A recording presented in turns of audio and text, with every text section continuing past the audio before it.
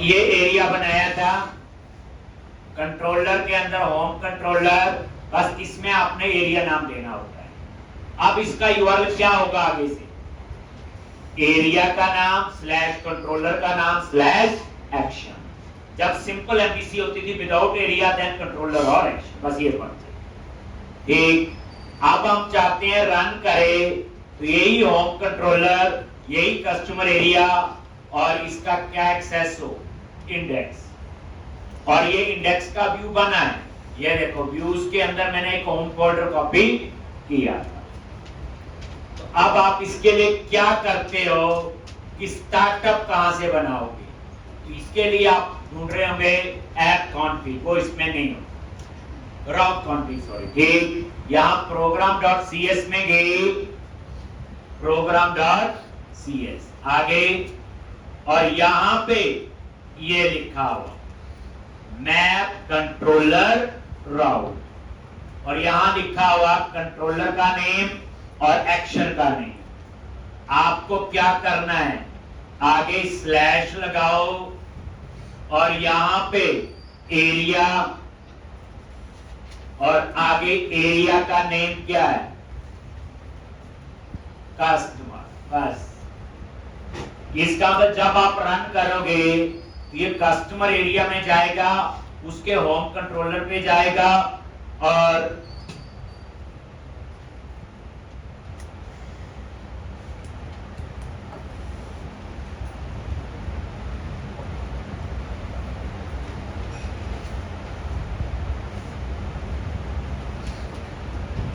तो program.cs इसमें राउट config नहीं होता,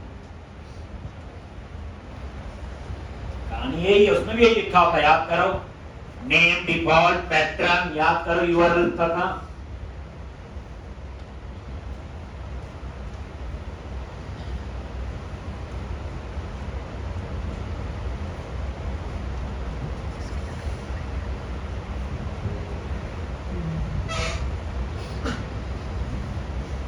ये ऐसे आ गया, लेकिन इसके ऊपर वो डिजाइन लोड नहीं हुआ, लेआउट वाला। एक तो क्या करो, पहले लिख लिया, होम पे गया है, इंडेक्स एक्सेस हो गया आपका,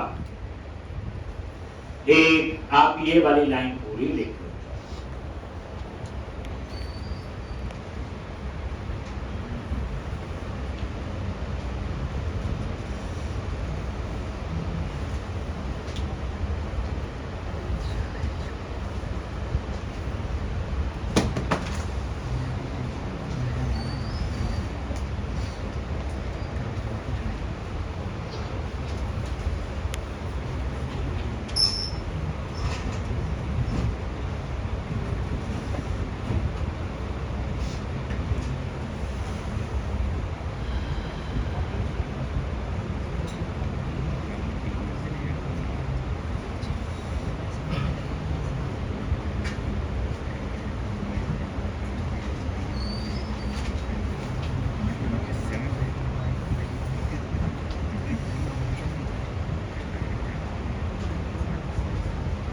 देख, अब यहां पे एक काम और करना पड़ेगा, यहां पे व्यूज पे गए और ये दो फाइल है, एक व्यू इंपोर्ट जिसमें टैग हेल्पर होते हैं, और एक व्यू स्टार जिसमें लेआउट का पाथ होता है। इन दोनों फाइल को कॉपी करो, काटनी कॉपी, व्यूज के अंदर जाके व्यू इंपोर्ट और व्यू स्टार, और इसको आप लोग एरिया में जाओ, कस्टमर, और उसके अंदर व्यू फोल्डर पे क्या कर दो, पेज।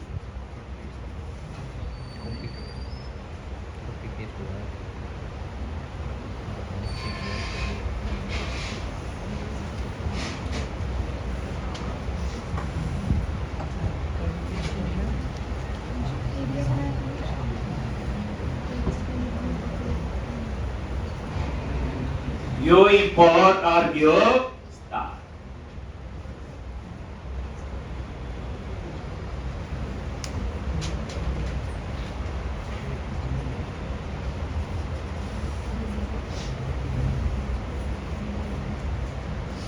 हो गया।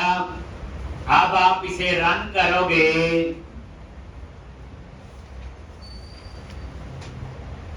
रिफ्रेश करो,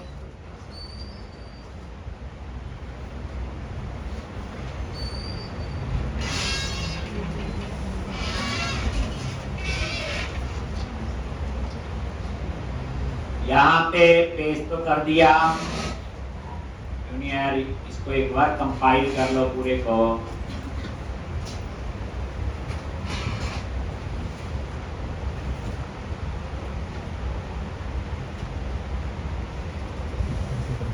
ठीक है जी। तो इस तरह से ये आपका आ, तो ये काम आपने कर, ठीक। और एक चीज आप नजर मारोगे, अब क्या एक्सेस हुआ, कस्टमर एरिया का होम कंट्रोलर और उसका इंडेक्स सेक्शन, ये वही है। ये तो हमें पता ही था, लेकिन राइट कॉर्नर पे ये रजिस्टर और लॉगिन भी आए, ये मैंने नहीं बनाए। ये किस वजह से आए, आइडेंटिटी फ्रेम पर। जैसे लॉगिन पे क्लिक किया, रजिस्टर पे क्लिक किया, लॉगिन पे और रजिस्टर। अब ये कहां से आ रहे, ये जब मैं यूज करूंगा तब बता, बट आ कहां से रहे हैं इतना याद रख लो, आइडेंटिटी फ्रेम पर, जो इसमें हमने यूज किया है। अब आप लोग आगे, तो इस तरह से एक एरिया बना लिया कस्टमर, आइडेंटिटी एरिया अपने आप बना हुआ, ये आइडेंटिटी फ्रेमवर्क की वजह से। एक और बनाते हैं हम लोग एडमिन एरिया, एडमिनिस्ट्रेटर, जिसका काम है सारे product add, update, delete, price कम ज्यादा कुछ भी करना। जैसे आप किसी शॉपिंग की एप्लीकेशन पे जाते हो, हम तो प्रोडक्ट सिलेक्ट करते हैं, पैसे थोड़ी कम ज्यादा करते, कौन सा प्रोडक्ट कहां से आए, क्या प्राइस हो, क्या हो। तो इसके लिए हम एक अलग से एक और एरिया बनाएंगे, मॉड्यूल।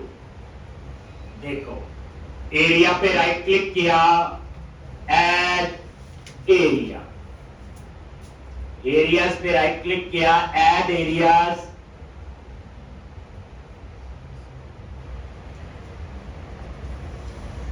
और ऐड।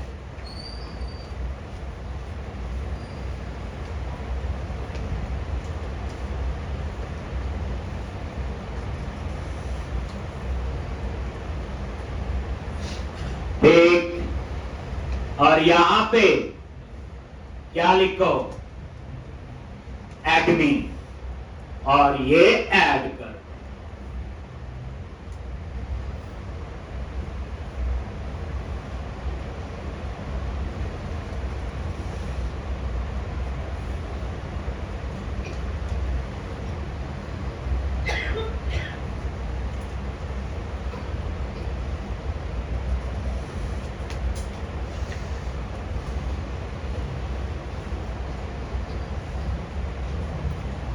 ठीक, और ये देखो एक और बन गया एडमिन, ये जो फाइल होती है, ये रीडमी फाइल होती है। ठीक, इसमें ये लिखा हो, कैसे लिखना है, एरिया का नाम, कंट्रोलर का नाम और एक्शन का नाम, जो हमने अभी किया, जस्ट फॉर हेल्प करने के लिए। लेकिन ये भी इन्होंने गलत लिखा हुआ, एरिया के बाद इक्वल टू लगाते हैं, इन्होंने कॉलन लगाया, इसको रहने देना आप लोग, इनको ना देखना, जो मैंने करवाया उसको। ठीक, अब ये देखो एडमिन, अब ये बन गए folder, model view, controller, data. इसमें से डेटा फोल्डर को क्या करो, डिलीट कर दिया, क्योंकि डाटा एक्सेस उसी के लिए बना है। मॉडल फोल्डर पे राइट क्लिक करके डिलीट किया,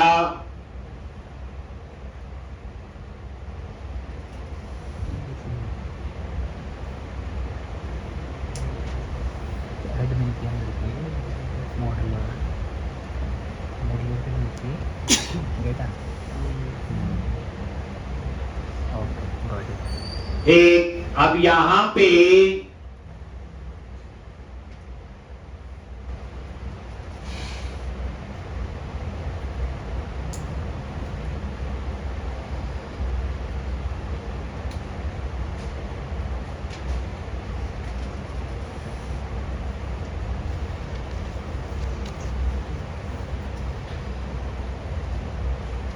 तो यहाँ पे एडमिन, ठीक है जी।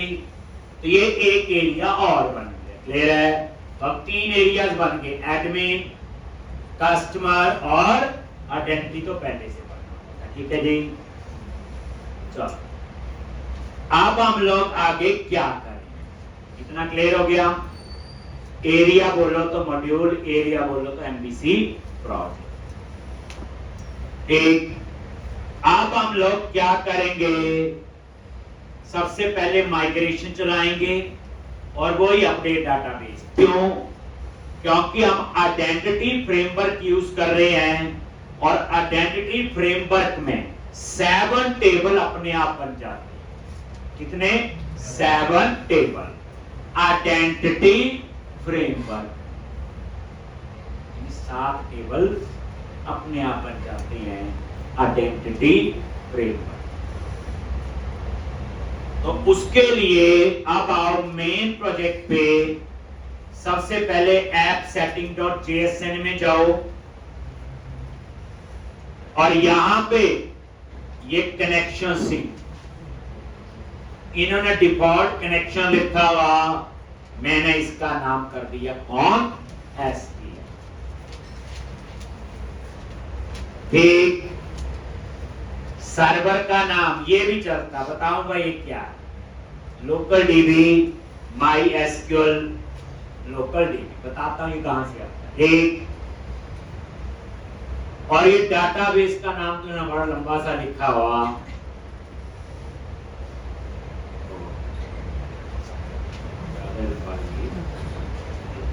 यहां पे इसका नेम चेंज कर लो, db_ecom_this।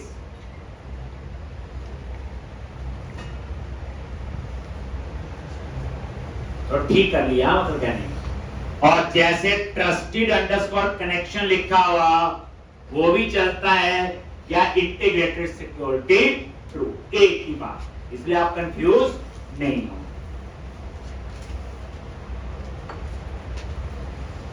एक इन डाटाबेस वगैरह कनेक्ट कर लेते हैं ना, और उसके बाद जितने आप आएगा, मैंने डाटाबेस का नाम चेंज किया, बाकी कुछ नहीं किया, कौन str वो, बाकी वो multiple active result sets is equal to true लिखा अब आपके पास, करवाया ही था आपको।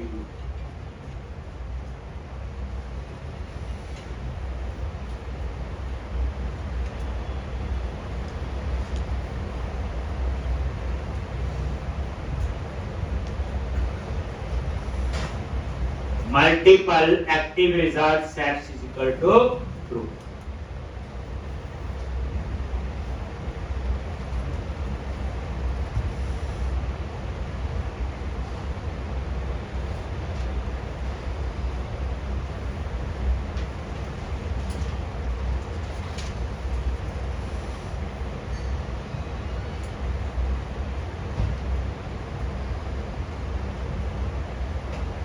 चले आगे। अब एक नजर मार लो program.cs, जहां पे कनेक्शन सिंक यूज किया हो। चलो जी, program.cs में आगे ये देखो, ये लिखा हुआ, इन्होंने ऐसे लिख दिया, हम इसका नाम कर देते हैं CS। इन्होंने डिफॉल्ट कनेक्शन लिखा हुआ, हमने क्या रखा था? कौन str, ऐसे लिखते थे। और यहां पे वही कनेक्शन स्ट्रिंग लिखा था, याद करो। और उसके बाद पैकेज, तो इसमें वो पैकेज है, कल ही मैंने उनका वर्जन चेंज किया था, देखा था आपने, लिख के आपका चल बड़ा लिख के लिखो, कंपाइल करो, लिख चलता था। पिछले बैच में ऐसे ट्राई किया, चल गया, नहीं तो पता क्या करना पड़ता, पैकेज मैनेजर कंसोल में, पैकेज मैनेजर में जाके, सॉरी जो पैकेज मैनेजर सॉल्यूशन होता है उसमें जाके उसको अनइंस्टॉल करते और नया इंस्टॉल करते, वो तो आता ही कंट्रोल नहीं। लाज एक पैकेज वही टूल्स, एसक्यूएल सर्वर, और एंटिटी फ्रेमवर्क को। और ये तीनों पैकेज आपके इंस्टॉल्ड हैं।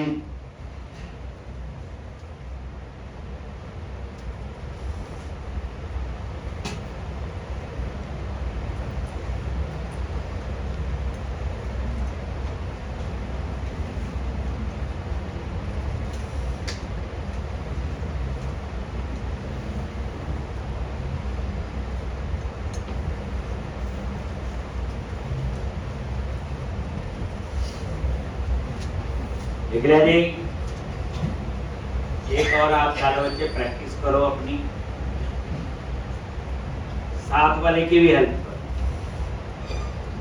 एक कंपनी में होते हैं डेवलपर, वो तो सारे बन जाओगे। एक होते हैं लीडर, जो औरों को भी सपोर्ट करते हैं। अब ये दोनों में फर्क होता है, दोनों की ग्रोथ का। एक इसलिए डेवलपर सारे हैं, लीडर कौन है कौन नहीं। जैसे कोई बच्चा अपनी कर ले तो साथ वाले के जो है, अगर उसको एरर आ रही तो उसको भी वो देख ले, देख, तभी नॉलेज और बढ़ेगा। आपस में ग्रुप बैठे होते हैं, मैंने देखा प्रैक्टिस करते हैं, तो ऐसा करोगे तो और बेनिफिट होगा आपको। देख, ये नहीं सोचना कि इसको ज्यादा आ जाएगा तो मैं क्या करूँ। कई लोग बताते ही नहीं। कई बार बच्चे आते हैं क्वेरी करते हैं, तो क्लास के ना कुछ थोड़े से ऊपर के होते हैं, थोड़े अपने लेवल पर समझ अच्छा आता है। वो कहते हैं हमारे कॉलेज में बताना और किसी को एडमिशन मत देना हमारी क्लास में। तो उनको पता न लगे कि हम क्या पढ़ रहे हैं। अगर उनको पता चल गया तो उन्होंने कोई पढ़ ली। तो मतलब कहने का चाहिए आपस में मैंने देखा है, और यही स्किल फिर आगे जॉब में लगता है। उसी की वैसी फिर ग्रोथ होती है। तो एक दूसरे का क्या होगा, एक लेवल इंप्रूव ही होगा। इसने कैसी गलती की, इसने कैसी गलती की, ठीक एक जैसी थोड़ी करेंगे सारे। लो, तो अब यहाँ पे ये देखो पैकेज ऑलरेडी इंस्टॉल्ड, क्लिक किया, और ये कल ही देखे थे आपने। ये देखो टूल्स, एसक्यूएल सर्वर और एंटिटी फ्रेमवर्क को। बस ये आइडेंटिटी वाला है, याद रखना। कौन सा ये आइडेंटिटी, मतलब क्योंकि यहाँ आइडेंटिटी फ्रेमवर्क यूज हो रहा है। एंटिटी फ्रेमवर्क वो जो हमने कल इससे पहले यूज किया। अब क्या करो, टूल्स पे गए, नगद, और वही पैकेज मैनेजर कंसोल, और डेटा का जितना भी काम है वो कौन से प्रोजेक्ट में, डेटा एक्सेस। तो डेटा एक्सेस वाला प्रोजेक्ट चूज करो। और अब पंगा पड़ गया, ये पैकेज तो यहां भी चाहिए, डेटा एक्सेस वाले पे चाहिए नहीं चाहिए, तो हम यहां पे पहले इसको इंस्टॉल कर ले। समझ आ गए ना। कमांड तो सारी कहां चला रहे, डेटा एक्सेस। आपने नोटिस किया होगा जो डेटा एक्सेस वाला प्रोजेक्ट है उसी में तो डेटा फोल्डर है, उसी में तो है ये, और उसी में तो है ये एप्लीकेशन डीबी कॉन्टेक्ट। बट इसके अंदर देखो क्या पैकेज है। देखो यहां एक ही जैसे, तो आप क्या करो, यहां पे इंस्टॉल कर लो टूल्स और एसक्यूएल सर्वर।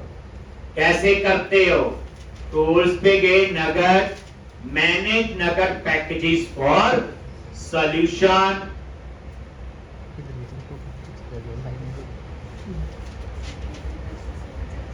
ब्राउज, और यहां पे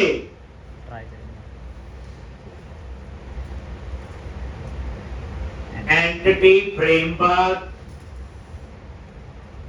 और ये देखो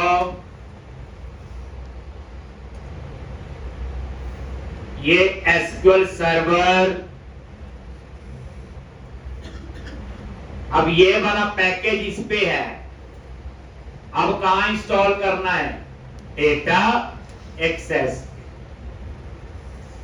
प्रोजेक्ट चूज कर लेना डेटा एक्सेस वाला, और यहां पे वर्जन 6.0.31 और इंस्टॉल करो। ठीक,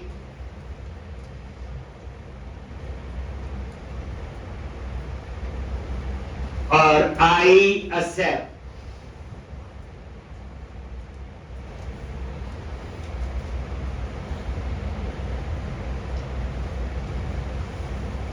और इसी तरह से टूल्स, ठीक है, वही प्रोजेक्ट है डेटा एक्सेस, और यहां पे चूज करो 6.0.31, देन इंस्टॉल। ये टूल्स और आई एक्सेप्ट।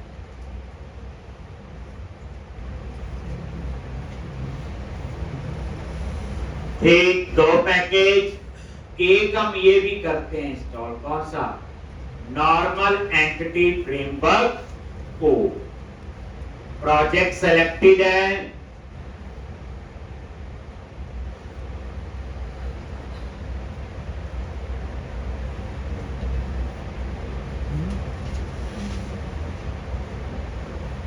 और इंस्टॉल ISM, then close,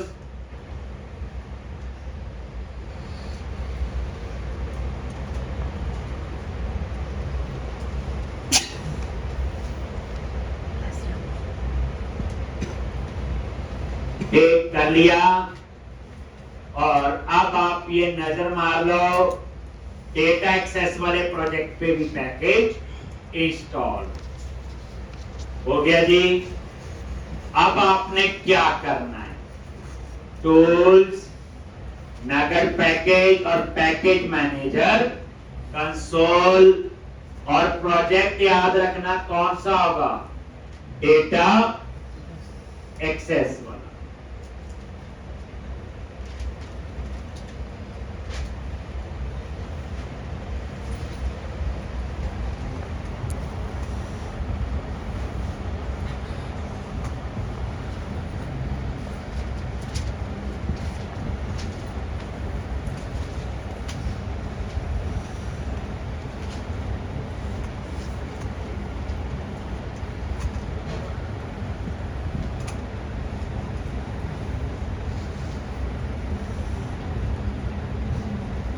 एक, अब यहां पे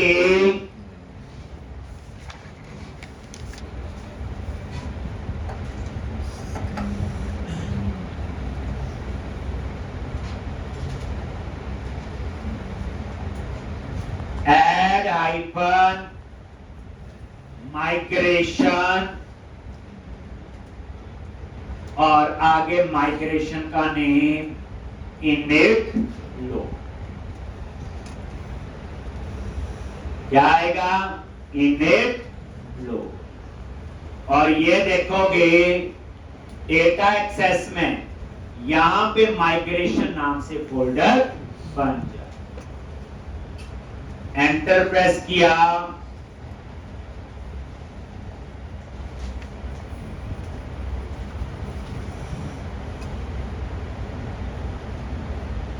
ये पहले ये देखो, यहां पे ये 7 टेबल अपने आप बनी।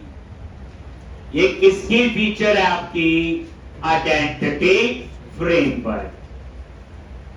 ये सारे धीरे धीरे टेबल यूज होंगे, हमें यूजर टेबल नहीं बनाना पड़ेगा। इसमें प्रॉपर पासवर्ड इंक्रिप्टेड स्टोर होगा, कोई नहीं देख सकता है, सारा कुछ इसमें ध्यान माइक्रोसॉफ्ट ने दिया है, सिक्योर तो होगा ही ना। आपको बताएं आजकल इंडस्ट्री में एक और कंसेप्ट चल रहा है, फ्रंट एंड में कोई रिएक्ट एंगुलर चल जाती है, बैक एंड में ऑथेंटिकेशन और ऑथराइजेशन के लिए आइडेंटिटी फ्रेमवर्क यूज कर रहे हैं, और डेटा के लिए पाइथन यूज कर रही है, जो एक ट्रेंड जो है, क्योंकि पाइथन में डाटा साइंस, डाटा ये चीज ज्यादा है, सिक्योरिटी ऑथेंटिकेशन वगैरह जो है वो आइडेंटिटी फ्रेमवर्क में, और फ्रंट एंड क्या आ गया, एंगुलर या रिएक्ट। देख आप भी ऐसा काम इन फ्यूचर आप करो। तो ये आइडेंटिटी फ्रेमवर्क कोई छोटी चीज नहीं है जो मैं प्रोजेक्ट में यूज करवा रहा हूं। तो ये देखो ASP नेट रोल नाम से टेबल बना है, एक ASP नेट यूजर, ये यूजर के लिए होगा। दूसरा टेबल, ये बाद में देखेंगे क्या कॉलम है क्या जब यूज करेंगे। ASP नेट रोल क्लेम्स, तीसरा table. ASP net user claims, चौथा table. ASP net user login, पांचवा table. ASP net user roles, छठा टेबल। और ASP net user token, 7th table. Total कितने टेबल हो गए? 7। तो इस तरह से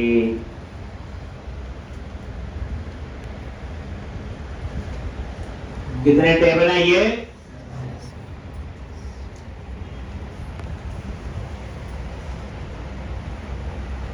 यही बोला।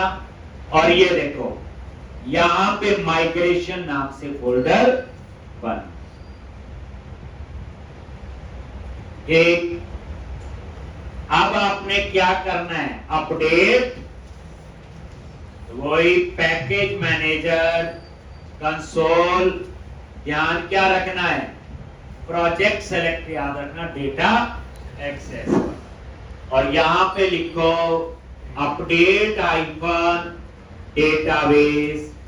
अब ये 7 टेबल बना देगा डेटाबेस के अंदर, जो डेटाबेस का नाम आपने appsetting.config में दिया। हो गया डन। तो इस तरह से, और अब देखना चाहते हो पहले डेटाबेस, ये सारा क्लोज करो, ध्यान से देखना डेटाबेस। अब click on view and click on SQL server object explorer. एक और जगह से आप करो,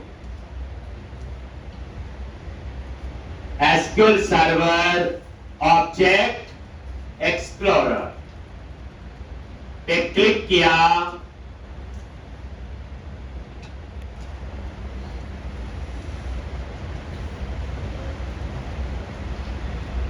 और यहां पे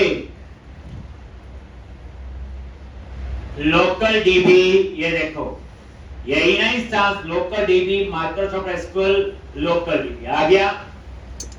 एक जो एसक्यूएल एक्सप्रेस वाला वो ये है, यहां सारे इंस्टांस है, जितने भी माइक्रोसॉफ्ट एसक्यूएल सर्वर के इंस्टांस है।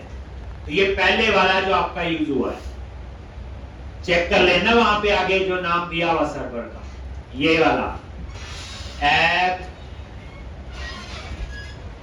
सेटिंग डॉट, ये वाला नहीं, ये इंस्टांस नेम है ना ये। ठीक, एसक्यूएल सर्वर ऑब्जेक्ट एक्सप्लोरर में गए और उसके अंदर डेटाबेस, ये देखो सारे डेटाबेस आ गए। और यहां पे कौन सा डेटाबेस है हमारा, DBECOM 1033, और इसको एक्सपेंड करो, और ये देखो एक्सपेंड किया और टेबल्स पे क्लिक किया, और ये 7 टेबल आ, ऊपर वाला तो माइग्रेशन हिस्ट्री होता है, बोला 7 टेबल आपके पास। ठीक है, अब आप लोग क्या करोगे, एक यहां पे डेटा वाला प्रोजेक्ट में नजर मारो, ये माइग्रेशन फोल्डर बार बन गया। आप इसको क्या करो, डेटा फोल्डर में रख दो, ड्रैग कर, ओके, यस। इसका फायदा देखने में अच्छा लगेगा, और कुछ पहले माइग्रेशन फोल्डर बाहर था, वो कट पेस्ट कर दिया, ड्रैग ड्रॉप कर। अब ये डेटा फोल्डर के अंदर मैंने डाल, ठीक है जी, थोड़ा और साफ सुथरा कोड। अच्छा ठीक है जी, चलो अब उसके बाद आपने इसके ऊपर थीम अप्लाई कर, हम यदि थीम अप्लाई करेंगे, कई बार किया है, आप जितनी कॉपी बनाओ सब में अलग अलग थीम अप्लाई कर। सबसे पहले क्या करोगे, woodswatch.com और वर्जन 4 चूज कर लिया।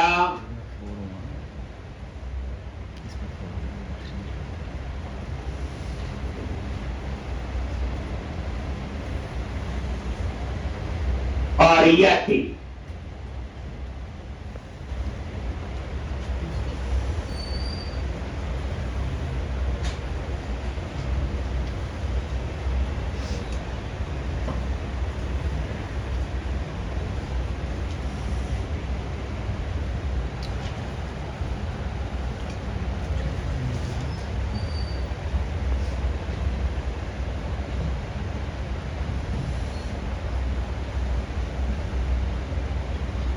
अब यहां पे यकी चूज कर लिया और ये देखो bootstrap.css, bootstrap.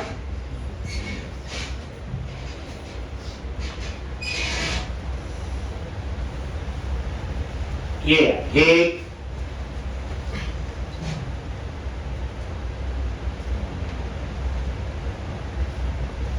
तो ये आगे बूटस्ट्रैप, कंट्रोल एक कॉपी कर लिया और अपने प्रोजेक्ट में जाओ, कहां पे, मेन प्रोजेक्ट में www lib bootstrap test css और यहां पे क्या है, bootstrap डॉट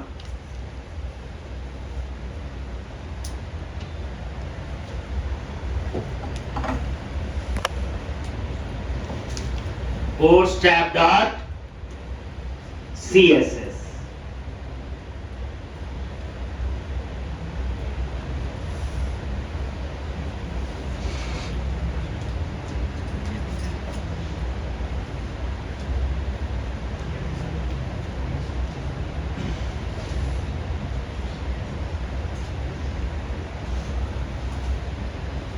एक और यहां पे ये आपने हटा दिया और इसकी जगह वो पेस्ट कर, एक कहां पे गए, bootstrap.css। अब लेआउट में जाके चेक कर लो यही बूटस्ट्रैप एक्सेस हो रही है थीम के लिए कि नहीं। कहां जाओगे, यूज, शेयर और लेआउट, और ये लेआउट में देखो पहला जो लिंक है यही है, बस इसमें मिन है तो मिन हटा दो। क्यों मिन हटाया, क्योंकि मैंने जो चेंज किया वो किस फाइल में किया, bootstrap.css। फिर एक क्वेश्चन आता है मिन वाली कब यूज होती है, तो याद रखना जो मिन फाइल है ये प्रोडक्शन में यूज होती है। जैसे अभी आप डेवलपमेंट कर रहे हो तो आप bootstrap.css यूज करो, जब प्रोजेक्ट बन जाएगा लाइव सर्वर पे रखेंगे तो उस समय bootstrap.min.css यूज होती है, कॉम्पैक्ट होती है, साइज कम लेगी। इसलिए याद रखना जो मिन फाइल बनाई होती है, मिन मतलब ये वाली, ये जो है ये प्रोडक्शन के लिए होती है। आप देखते दोनों फाइलें होती हैं, मिन वाली होती है प्रोडक्शन के लिए, विदाउट मिन डेवलपमेंट। तो अभी तो हम डेवलपमेंट ही कर रहे हैं तो यहां से ये प्रोटेक्शन सर्वर मतलब जहां प्रोजेक्ट है सर्वर पे। अब उसके बाद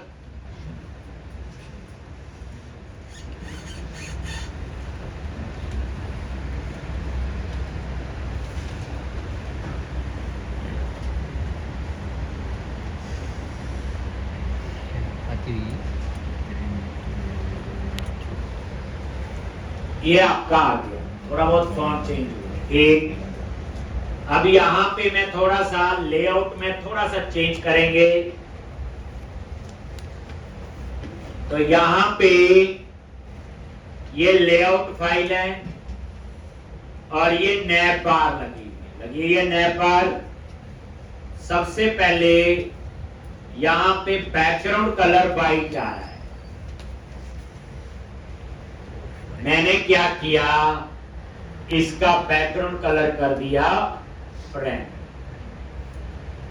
बीजी आइकन फ्रेंड। अब यहां पे देखो क्या कोई चेंज हुआ, नहीं,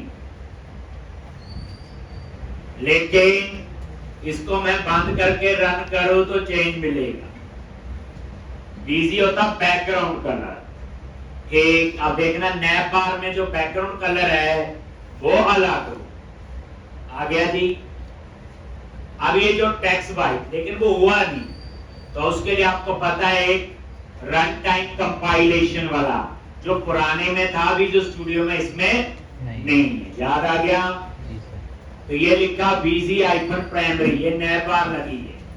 ये नैप बार कहां से आई, इसकी क्या कहानी है, तो जब हम लास्ट में फ्रंट एंड पढ़ेंगे तब आपको सारा पता होगा, एंगुलर और रिएक्ट। तो ये बीजी आइकन प्राइमरी लिखा है। तो अब आप काम करो, एक पैकेज इंस्टॉल कर लो, वही रन टाइम कंपाइलेशन वाला, नगेट मैनेज नगेट और सॉल्यूशन। ठीक, और यहां पे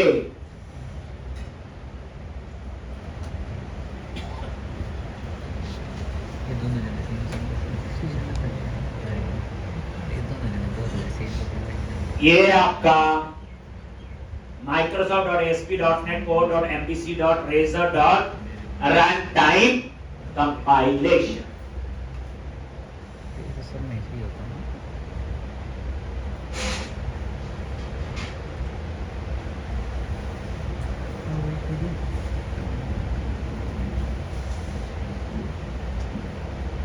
एक रन टाइम कंपाइलेशन आ गया जी ये। और यहां कहां पे, मेन प्रोजेक्ट पे चाहिए, यू होगा जहां पे, वही यूज होगी जहां HTML होगा। तो मेन प्रोजेक्ट टिक कर दिया, और यहां वर्जन वही 6.0.31 और इंस्टॉल कर लो ISF, और ये इंस्टॉल देखना आपको मेन प्रोजेक्ट पे गए, ये वाला पे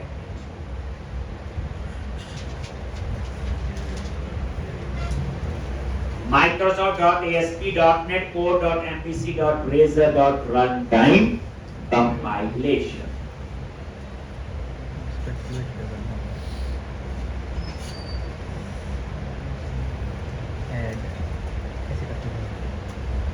एक्टिव करने के लिए प्रोग्राम लोग कहाँ जाते हैं, ऐड बिल्डर ठीक, अब आप लोग क्या करो, program.cs में गए, और जहां पे ये देखो यहां क्या लिखा हुआ, ऐड कंट्रोलर्स विद व्यूज। पुरानी एप्लीकेशन में याद है ऐड कंट्रोलर किया था API के लिए, उसमें व्यू नहीं थे, तो अब यहां पे व्यूज हैं। इसी में ही आप लोग लास्ट में ये ऐड कर, ये add razor run time compilation. तो कोडिंग नहीं शुरू हुई, अभी तो सिंपल स्ट्रक्चर बनता होगा। ठीक,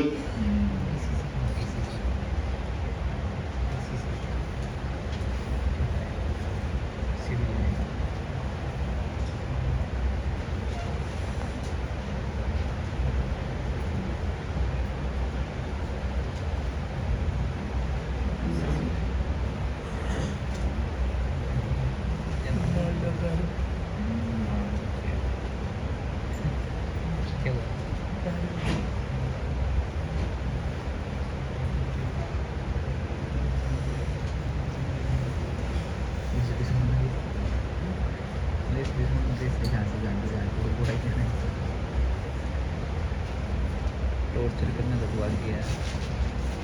अब आप रन करो।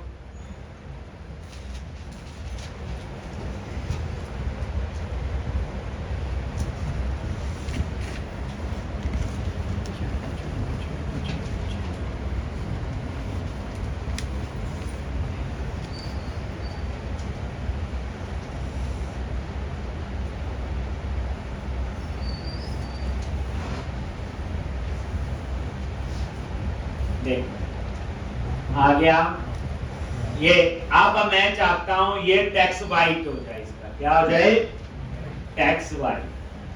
क्या करोगे, लेआउट पे जाओ और ये ढूंढ लोगे, ये देखो लिखा हुआ होम और प्राइवेसी। तो इसकी क्लास में जाओ, टेक्स्ट जाप की जगह क्या कर दो, वाई। दोनों का टेक्स्ट क्या कर दिया, वाई। अब आप रिफ्रेश करके देखो, अब ये चेंज होगा साथ के साथ। तो आ गया जी। अब उसके बाद ये जो है ई कॉम प्रोजेक्ट, ये जो लिखा आ रहा है ये अच्छा नहीं लग रहा है, इसको हटा। ये बेसिकली होम का काम करता है अदरवाइज, बट हमें इसकी जरूरत नहीं। तो ऊपर होगा तो इसको हम हटा। टेक्स्ट वाइट समझ आ गया। इसमें नई चीज है एरिया, बाकी तो कंट्रोलर एक्शन तो पहले भी पता ही। अब क्या करो, यहां पे कहीं वो लिखा हो नैप बार में जो नजर आ रहा, यही है ना, यही लिखा हुआ ना। तो इस लाइन को यहां से हटा दिया, कट कर दिया या डिलीट कर दिया। अब आप देखोगे तो ये हट, ठीक लग रहा है। ये देखो होम प्राइवेसी, ये देखो। आप रजिस्टर और लॉगिन जो है इनका टेक्स्ट भी वाइट होना चाहिए। तो इसके लिए भी यहीं पे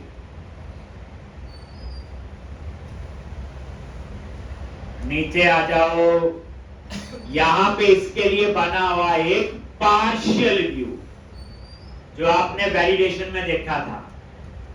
पार्शियल व्यू किसके लिए होते हैं, रीयूजेबिलिटी के लिए, डिजाइन की। तो एक अंडरस्कोर लॉगिन पार्शियल नाम से बना है, और ये हमेशा कहां बनेगा, व्यूज के अंदर शेयर फोल्डर। जो डिजाइन एक से ज्यादा बार यूज करना शेयर नहीं होगा तो वहां। अब आ जाओ अंडरस्कोर लॉगिन पार्शियल, ये देखो शेयर पे गए और ये है अंडरस्कोर लॉगिन पार्शियल।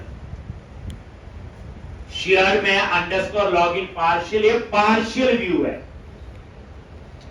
जो व्यू की रीयूजेबिलिटी के लिए होता है। आगे यहां पे और ये देखो यहां पे ये बना हुआ रजिस्टर और लॉगिन, ठीक। तो इसका टेक्स्ट वाइट करना है, कुछ नहीं है। जहां टेक्स्ट डार्क लिखा है उसे आपने टेक्स्ट वाइट,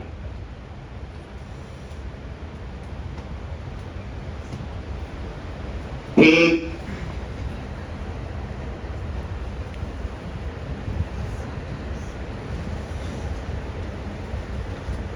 और ये नजर मारो तो ये वाइट हो जाना चाहिए। लेकिन लॉगिन और रजिस्टर का बटन कब नजर आता है, जब हमने लॉगिन नहीं किया। जब आप लॉगिन कर लेते हो तो फिर क्या नजर आता है, रजिस्टर नहीं आता, तब सिर्फ एक ही नजर आता, लॉग आउट। क्या नजर आता है, लॉग आउट, और आगे वेलकम यूजर नेम लिखा देखा होगा काफी जगह। तो ये इन्होंने चेक लगाया होगा कि अगर लॉगिन नहीं हो तो ये एल्स पार्ट है, तो कौन से बटन नजर आने चाहिए, रजिस्टर और लॉगिन। अगर आप लॉगिन हो तो वो यहां आएगा, और इसमें देखो ये हेलो यूजर नेम और ये लॉग आउट। तो ये कैसे आया, कैसे, वो छोड़ दो आप लोग, लॉजिक वो बात की बात है। आप सिंपल यहां पे ये टेक्स्ट क्या कर दिया, वाई, वाइट टेक्स्ट चिट्टा ठीक, और ये बटन का भी यहाँ पे भी टैक्स पता चल जाएगा, लेकिन ये नजर तब आएगा जब लॉगिन होंगे। जैसे लॉगिन होगे तो एक लॉगआउट का नजर आएगा, एक वेलकम यूजर, ये तब की। अब आपका थोड़ा सा आपको ये चेंज किया, टेक्स्ट डाल नहीं, और भूल भी यहाँ को छोड़ दो, धीरे धीरे करेगा, इसमें कोई भी कलर देगा भूल के तो हमारा लॉजिक फेल है। लो अब उसके बाद बाकी तो ये तो ठीक है, ये बाद में चेंज कर देंगे। ये क्या लिखा रहा है, ये फॉर्म प्रोजेक्ट, ये भी तो अब आप लेआउट में आ जाओ, और ये नीचे हमने इन्होंने लिखा हुआ कॉपीराइट, ये सारा कुछ ठीक, तो इसको भी ये इन्होंने लगाया हुआ एक बटन सा, प्राइवेसी देखा होगा आपने, ये इसकी मुझे जरूरत नहीं है, हटा दिया। और यहाँ पे मैंने चेंज कर दिया बुक शॉपिंग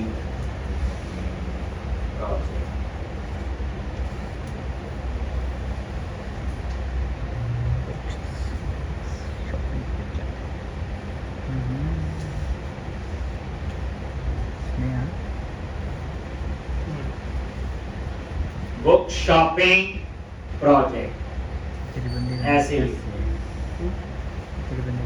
ठीक है यार, बुक शॉपिंग का है तो मैंने बुक शॉपिंग का, इसका टेक्स्ट चेंज करना है, मैंने यहाँ पे टेक्स्ट,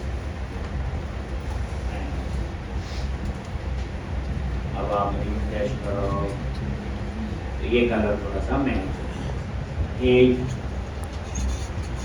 टेक्स्ट कैन बी,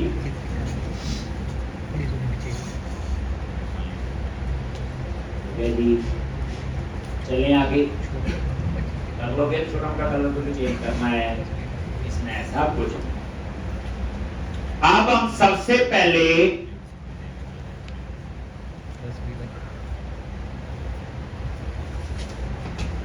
रिपॉजिटरीज बनाना शुरू करें।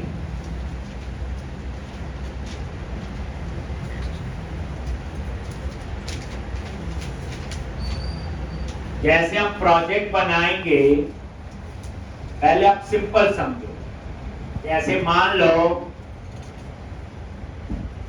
आप सेव का कोड लिखते हैं, अपडेट, डिलीट, फाइंड, डिस्प्ले, हर टेबल का अलग अलग होता है, किसी टेबल में 2 कॉलम, किसी में 10, किसी में ऐसे होता ही है। मान लो आपके प्रोजेक्ट में 50 टेबल है, तो 50 बार सेव का कोड लिखना पड़ेगा, 50 बार अपडेट का, 50 बार डिलीट का, 50 बार डिस्प्ले का, फाइंड का, कितना कोड लिखना पड़ेगा। क्या कोई ऐसा तरीका है एक सेव बनाऊं 50 के लिए चले, एक अपडेट बनाऊं 50 के लिए चले, एक डिलीट बनाऊं 50 के लिए चले, डिस्प्ले एक, फाइंड एक, तो इसको हम बोलते हैं जेनरिक रिपॉजिटरी। क्या बोलते हैं इसको? Generic repository. अब सिस्टम थोड़ा अलग होगा, जो असली रीयूजेबिलिटी की कहानी है वो आपकी अब शुरू हो। जो कहते हैं ना क्लासेस क्यों पढ़ते थे, आंसर दे देते ऐसे मुंह सा बना के, रीयूजेबिलिटी की असली बुक असली रियूजेबिलिटी अब पता चलेगी कि रियूजेबिलिटी का कंसेप्ट क्या है। तो यहां पे हम लोग रिपोजिटरी पैटर्न यूज करेंगे। ठीक, ये बच्चे प्रोजेक्ट बनाने का पूरा स्ट्रक्चर है। हो सकता है 2-4 दिन आपको परेशानी होगी, क्या हो गया हमारे साथ, हम अच्छे हंसते थे, आते थे, जाते थे। तो घबराना नहीं, ये 2-4 दिन 50% भी समझ आएगा बहुत, क्योंकि उसका कंसेप्ट समझ आएगा जब उसको इंप्लीमेंट करेंगे तो फिर अपने आप उसका पूरा पता होगा। आप खुद सोचो, हम एक ऐसा सिस्टम बनाने जा रहे, मेरे प्रोजेक्ट में 1000 टेबल है, 1000 मॉडल है, 1000 का एक सेल, 1000 का एक अपडेट, एक प्रिंट, एक फाइन डिस्प्ले। कुछ तो जोर लगेगा जब इतना बड़ा पंगा लोगे, क्योंकि किसी टेबल में 2 कॉलम, किसी में 10 और किसी में 50। ठीक, तो उस केस में आपको क्या पता होनी चाहिए, जेनरिक रिपोर्ट्स। आपको मैंने बोला था सॉलिड पैटर्न पढ़ के आए, किस किसने पढ़ा करना? 1 2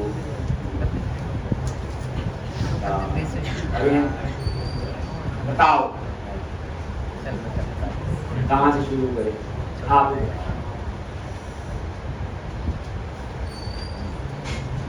बोल जो पढ़ा सर, ओ से ओपन क्लोज प्रिंसिपल पढ़ा। और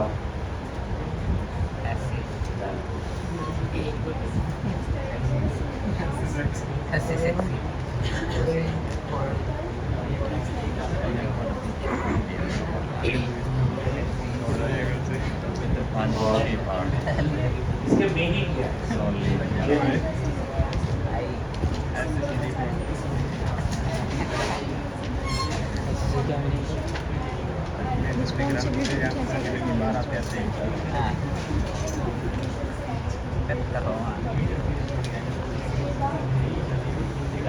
इधर किया ना आपका इधर कौन बताएगा?